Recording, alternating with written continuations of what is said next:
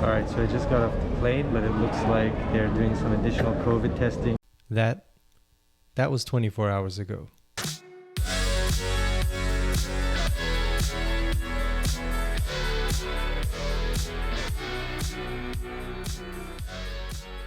Hi everybody, foXnoMad here, and today I want to help you travel smarter. So, this is weird a little bit. It's been a while. It's been about a year, almost exactly a year since I've been in an airport, since I've taken a flight, and I'm here now. It's obviously a little bit different, but I'm sure that a lot of you haven't traveled in a while, and this is my first travels in a while. And I wanted to just answer a question that I'm getting a lot from just people that I know. Why are you going to Pakistan? Like, of all the places in the world, you can now travel. You picked one place to go. Why are you going there? So I figured while I'm on my way there, right before I catch my flight and all the way to Islamabad, which is my first stop in the country, thought I'd explain why I'm going to Pakistan. So one of the first reasons is because this is actually part of a plan that I had in 2020. When did this pandemic start? In 2020, when I had been to Pakistan, Nepal, and then India. And Pakistan really threw me for a surprise. It wasn't a place that I was expecting to like as much as I enjoyed. It wasn't a place that was as raw and as sort of, like I've said many times, it's kind of the place where you go and you feel like you're the first traveler who's ever been to a particular part of a town or a city. And that's pretty unique in the world. At least, you know, in the places I've been, it's not always like that. So I wanted to go and capture that feeling again. And I really wanted to explore a variety of different places, go up into the mountains. Now that I've been to Pakistan, thanks to all of your comments, a lot of you have been giving me ideas of places to go in the country, things to do. So I've been planning that out. This was a plan that was going to take place last March, or was it 2020? Whenever 2020 March pandemic was. So that was the plan at the time. That got put on hold, and now that I have the chance, now hopefully that things are getting a little bit better and I can get around. I'm gonna make the opportunity and just show you a lot of those places that are hard to get to and that not a lot of people actually go to. Now, to actually get on this flight, there were a couple of things that were different than normal flying. One, I had to get a PCR test, a swab up the nose to see whether or not I had COVID. You need that 72 hours before your flight. I had to log into an app through the Pakistani Health Ministry's website, and you have to fill out all your information and upload your PCR test and all that stuff, and then print those out so that you have them when you go to immigration, when you land in the country. So hopefully all my papers are squared up. I'm in Istanbul right now. I think I've got everything sort of sorted out. They said everything looked okay, at least when I checked in for the flight, so hopefully that goes well. And I'm looking forward to this next step. I will say one thing that I love about airports is all this wide open space. You can just kind of find where a lot of different workers hang out, like where the people who work in the airport hang out are usually the best places in the airport to actually just sort of hang out. And I love, look at all this, there's all this space. Not bad. So I figured with all this planning time that I had over a year, I've actually put together hopefully, normally I don't really plan out my trips. They're sort of planned on the fly, at least to a certain extent, but this one I got a visa for 30 days, so I wanted to maximize the amount of things I could see within that time. So I wanted to have a pretty well-organized plan. Obviously things change when you travel, obviously plans can change, things can take longer or shorter, but I wanted to make sure that I sort of maximized my time. And I'm going to be going to a couple of places which you'll be seeing on this channel, so make sure that you like and subscribe so you don't miss any of the new videos coming up. But I wanted to just share some of my thoughts on why I picked this destination. Aside from the fact that it's really just like the continuation of a plan that I had when I went last January, and I realized like, oh, this is actually a really cool place. It's really different. There are a lot of things I like about it, and it has that sort of new place to travel to feeling, which is kind of nice. When you've traveled to as many countries as I have, you don't always get that. You can kind of get a little bit jaded going to places. So I'm hoping that this trip kind of helps recapture a little bit of that. I hope I can show you more now, more on video and more with the camera, and then go to a lot of the places that locals like you may be watching have recommended to me and try a lot of the different foods and places to go that are recommended by people who are just really trying to help me out and have the best experience. So those are some of the other reasons that I decided to go to Pakistan as sort of my first big trip really since the pandemic began. Alright, so a few hours now, I'm gonna try to find one of the lounges and hopefully show you one of the lounges. But one thing that I didn't tell you about the story about getting on the flight and everything is that, yeah, you need a PCR test, but I did not have the PCR test. I didn't look up the rules quite as diligently as I should have, and I got to the airport, so then I had to get rushed. So I ran to a lab, I had to go to a lab outside the airport, get a PCR test for 15 minutes, which cost about $200, then get a cab back to the airport, then fill out the pass. So I had to fill out the health pass from the ministry. Doing that on my phone, the site kept crashing. Just kind of a major pain in the ass, but I did actually get it all done, even though I was the last person, maybe the second to last person to board the flight. So yeah, there was that adventure. So just a word of warning to you, if you are traveling anytime soon, you got to make sure that you check up on all the rules that you need, because they change pretty frequently. It seems like you might need a PCR test within 72 or 48 or 24 hours. You might need other documents or apps or things that you have to fill out, so just make sure that you've got all the stuff prepared that you need.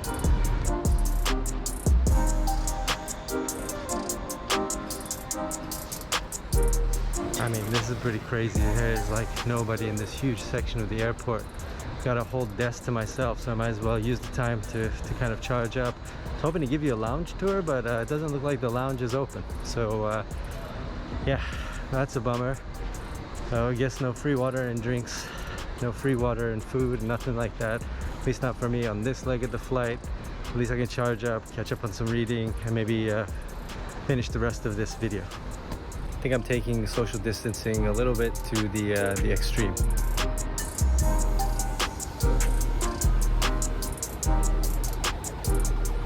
Alright, so I'm gonna charge up my phone. There is not a single person within probably 100 meters of me. It's crazy, not crowded at all. But one thing I wanted to show you while I charge my phone were these little port-a-pout things. So what these do is they block data from going through a power port. So if you don't trust the USB port like at an airport, great place to not trust where you're plugging in your phone. To make sure that there's no data transferred, USB has 4 pins. At least this kind of USB 3 has 4 pins, 2 for data, 1 for power, and 1 is a ground. These port-a-pout, these little blockers there, what they do is they block the data pins so that only power can go through, and it's going to protect your phone from downloading anything malicious potentially from a tampered with USB port. And I've made a video about this, talking about why these are useful and how common it is for these kind of scams and this kind of malicious software to be installed, or having a USB port that might not be a USB port, or maybe more than it seems. So I'll link to that down in the description below, but it's just something to note. So you just take one of these and you grab your charging cable. So you're going to take USB port, plug it in to that little port-a-pout thing, and then you plug that into the USB port, and then you can safely charge up your phone. Now, another thing you can do if you don't have a port-a-pout is if you have a cable that you know doesn't transfer data. So some charging cables don't actually transfer data, so they won't like sync with your laptop when you plug it in, for example. Those cables are also good to use in these kind of situations because they don't have their data pins activated. They don't transfer data, so you can just charge and be safely charging. So I'm going to take a little bit of time now to look through, check what kind of messages I'm getting, check Wi-Fox to see what the Wi-Fi passwords are for this airport, and then take a couple of hours of break and get ready for my next flight, which is in a couple hours. So hopefully I can find a lounge in between then, but if I can't, it gives me a couple hours in this huge, massive part of the airport where there's like nobody. Oh, look at that, I even got a bathroom all to myself. That's right over there.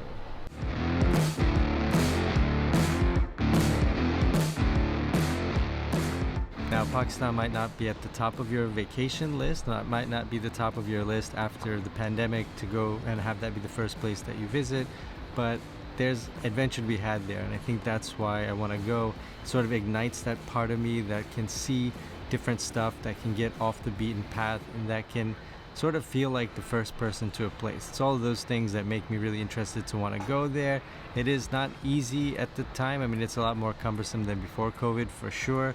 Hopefully I have all my papers and tests and all that stuff sorted out and things don't get locked down while I'm over there. But of all the places that I wanted to go in the world, that was my number one choice. And hopefully the next couple of videos over the next couple of weeks will show you a little bit more about why I made that choice, and hopefully it might show you a place that you might want to visit, or if you don't want to visit, it might show you a place at least that you can see kind of through my eyes and through the eyes of this lens.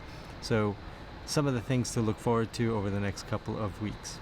Alright, so might as well give you a little airport COVID report status update on how these things are going these days. You have to wear a mask in the airport, but I see a lot of people dipping that mask under their nose, and a lot of people just dropping down under their chin. Doesn't seem as strict as it was before when I was traveling about a year ago through Istanbul. Otherwise, the airport is definitely a lot less crowded than like the normal time. Definitely less people traveling, but I feel like it's more concentrated, so the flights are more full. It's probably just less flights. There's definitely less people around in the airport.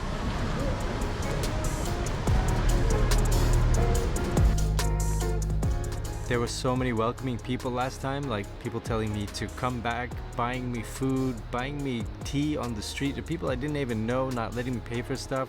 And I took that all as a big invitation to return. I took it very sincerely when people said, you should definitely come back here. There's so many things that you missed, so many things that you have to see. And I'm taking you all up on that invitation, that collective national invitation, at least from the people that I met on the street, the people that have commented, that have emailed me, that have tweeted at me, all those things. So this is me saying, hey, you know what, I appreciate the invitation, and you know what, I think I will take you up on it.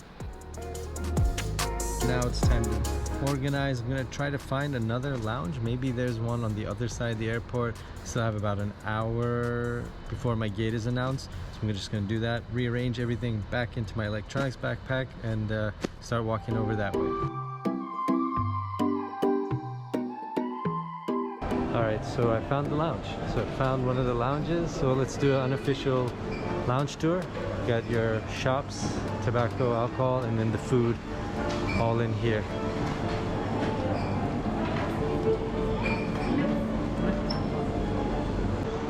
Live music, not a bad touch. Nice to have. Food is all pre-packaged, probably because of COVID, but also a little bit more sanitary and just having everything open. And you have chefs with a couple of food items, hot food items that you can get also. I'm gonna guess this is where they're making some kind of either like a terrace, or a more seating area, maybe like a beach theme. I don't know. All in all, not bad. So to get the Wi-Fi, what you have to do is scan your passport, then you get a code. You get 4 free hours of Wi-Fi there. But you can also check Wi-Fox, which will have all the passwords for all the airports pretty much in the world for you as well. So you've got that as another option. Alright, so I finally found the lounge. Grab a quick bite to eat. I'm going to show you some of the things that they have that you can eat. So let's take a look at this spread. We've got some, what looks like hummus with some oil. Got some stuffed grape leaves with rice. Watermelon for dessert. And some kusur, which is a fine bulgur wheat. They even have a pide station, which I thought was pretty cool. If I was a little bit hungrier, I'd probably get some and try that out. But for now, I'm just going to try some of these before I get late. So let's start with the kusur. There you go. Fine bulgur wheat, some oil, some parsley, and some spices, and a little bit of tomato in there as well. Not bad. Not bad for lounge food. A little bit dry, but not too bad. I got into this lounge using my priority pass, which a priority pass actually, if you travel a lot, is pretty useful. It gets you to a lounge pretty much anywhere in the world. And a lot of credit cards come with the priority pass. So if you have a travel-based credit card or one with a lot of travel perks, checking out a priority pass, seeing if it's one of the perks that they're offered might be worth it. Because then you can get into the lounges. In the lounges you get free food and free water, all you can drink, and Wi-Fi, and a place to sit that's a little less crowded. So there are a lot of perks to it. Alright, let's move on to the dolma. Stuffed grape leaves. Look, that doesn't look too bad, honestly.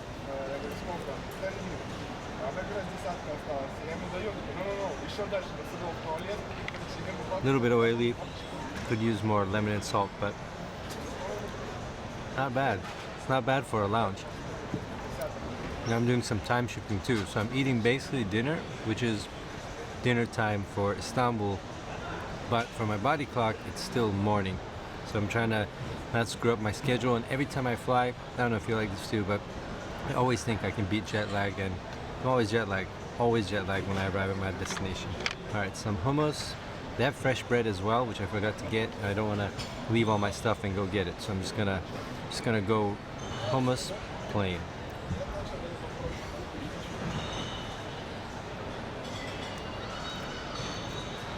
That's really good. That's really good. Really good hummus. So overall, if I'm going to give this lounge a rating, it's got Wi-Fi, which is always good for a lounge. Most of them do. Food is pretty good, and you have hot meals as well. Pide station, I'm going to give this one solid. Has showers, it has a nap room as well. It's got plenty of seating, and it's all spaced out. I'm going to give this a solid 7.5 to 8 out of 10. Yeah, IGA Lounge, Istanbul Airport. Solid, say 7.7 out of 10, maybe an 8. But fresh pide in a lounge, I gotta say, let's bump that score up from a 7.5, 7.7, just straight 8. Might even get some bonus points for that, but let's say straight 8 for airport lounge in Istanbul Airport. Alright, so lounge time is drawing to a close. Just checked some email, just did a couple of things, got some water, rested a little bit, and now it's time to make it to the gate.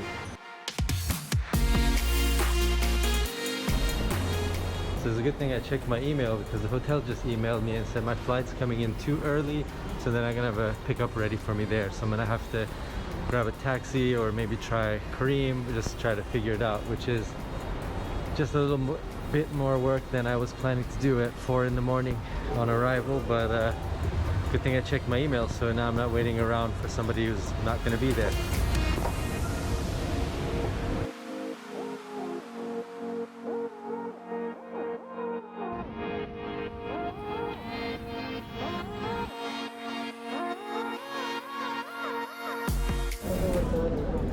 Alright, so I just got off the plane, but it looks like they're doing some additional COVID testing. So I wrote a number on my boarding card, and I'm just going to wait until that number is called.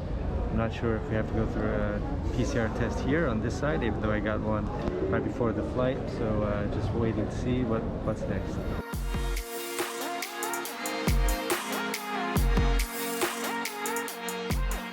So I made it. I'm a little bit sweatier and thoroughly tested for COVID, but I made it, and hopefully this video helps show you at least the reasons why I decided to come to Pakistan again, and also what it was like a little bit to get here and the trip. So make sure that you hit the like and subscribe buttons down below so you don't miss the videos as to all the things I do when I'm actually here, so you can see those videos coming up. Make sure you hit the bell icon so that you get all the notifications. Let me know if you have any questions down in the comments below, and I'll see you in the next video.